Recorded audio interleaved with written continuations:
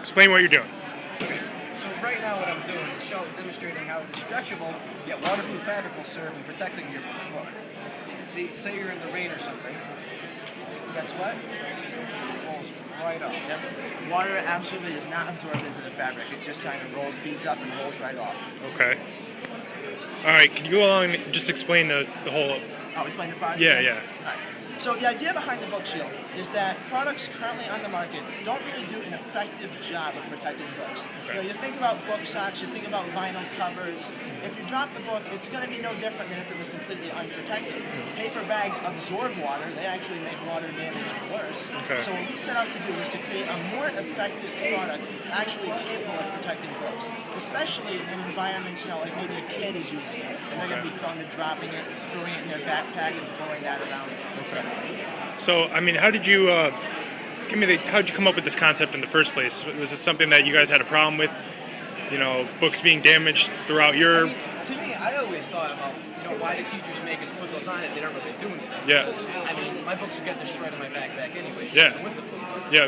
So, that always kind of worried me. If it does get destroyed, I'm kind of getting ripped off because now I got to pay for the book. Yeah, And I exactly. have to bring it to school every day.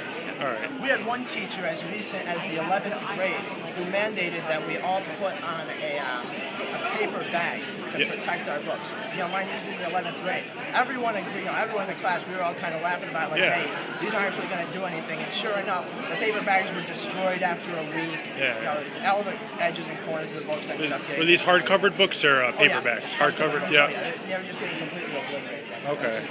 So, like a prototype of this, how much did this cost to produce, and how much would you sell it for? Well, for us to produce it, obviously we're buying materials in consumer quantities. Not really an efficient process. Yep. Through researching the larger quantities online, we've determined that in a fairly large production run, we could get the cost per unit, just in terms of materials, as low as maybe $1.75. Oh wow! And an even larger production run, the material costs alone could be as low as $1 or less.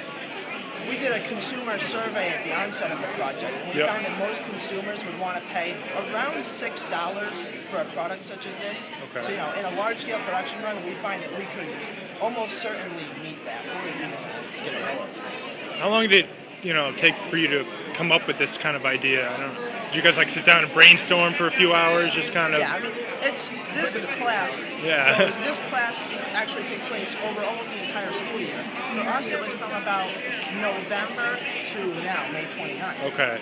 So, the first month or two is usually people trying to find a project, that kind of thing, trying to find a project that they're interested in, something they're going to be motivated to work on. That's one of the hardest parts, is to find a good idea that has a solid market and it's not already patented. Yeah. That's part so it can't be patented already. So this doesn't exist. Nope.